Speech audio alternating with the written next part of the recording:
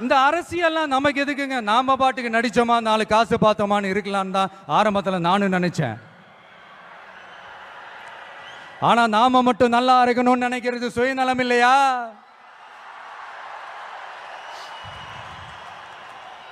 நம்மளை வாழ வச்ச இந்த மக்களுக்காக நாம் எதுவும் செய்யாம இருக்கிறது நல்ல விசுவாசமா இருக்குமா?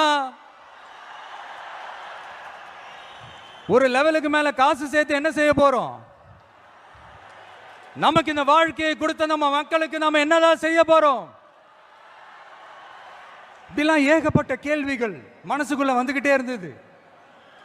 இப்படி எல்லா கேள்விகளுக்கும் ஒட்டுமொத்தமா ஒரு விடையை கண்டுபிடிக்க யோசிச்சப்பதான் அரசியல் அப்படின்னு ஒரு விடை கிடைச்சது.